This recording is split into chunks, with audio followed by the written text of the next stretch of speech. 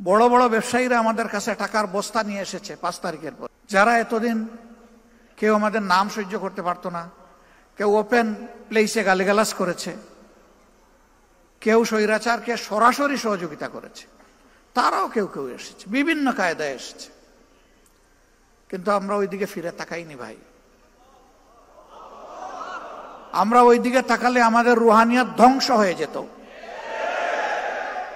আঠালের মতো লেগেছিল কেউ কেউ, 1 কাপ চা খাওয়ার দাওয়াত।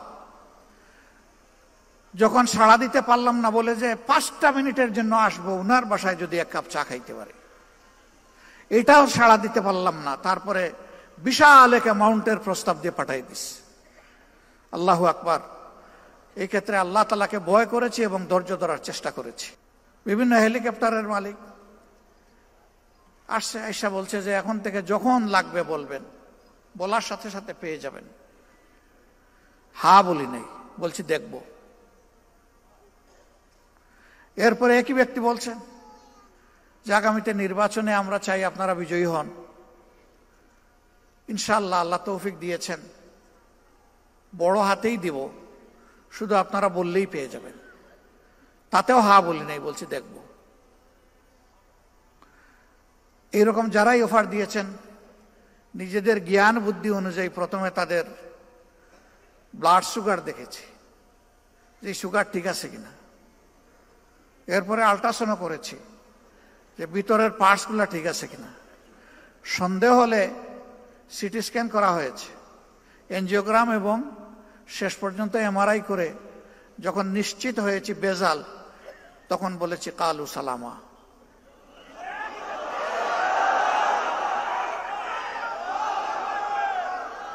আমরা বিশ্বাস করি ঈমানদারদের, যারা ঈমানদার তাদের আন্তরিক দোয়া ইনশাআল্লাহ আমাদের সকল ঘাটতি পূরণ করে দেবে ইনশাআল্লাহ। স্বচক্ষে এগুলা দেখা যাচ্ছে। তো এখন 1 সপ্তাহে যা খরচ হয়, এক সময় সংগঠন 2 মাসেও তা খরচ করতো না। অতীতের নির্বাচনের সময় আমাদের ঋণ হয়েছে, নির্বাচন চলে যাওয়ার সময় সেই ঋণ আমরা কষ্ট করে পরিশোধ করেছি। আলহামদুলিল্লাহ, এই যে মুমিনদের অন্তর আল্লাহ তাআলা নরম, তরল, কোমল, মানবিক, দরদি, মায়াবী করে দিয়েছেন, এখন কোনো ক্ষেত্রে আমাদের কোনো ঋণ নাই।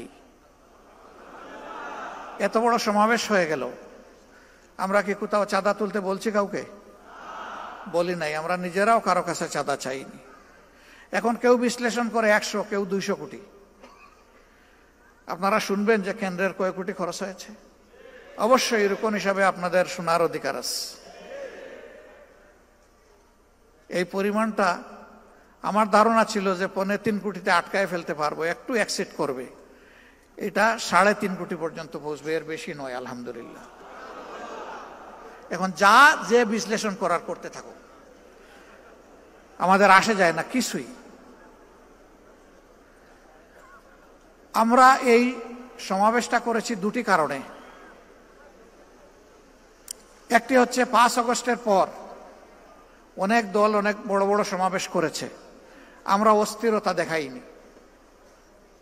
বাংলাদেশের জনগণের দেখার প্রয়োজন ছিল যে জামাতে ইসলামী আগামীর জন্য কতটা প্রস্তুত। এই প্রস্তুতির একটা ছোট্ট নমুনা হচ্ছে এই সমাবেশ।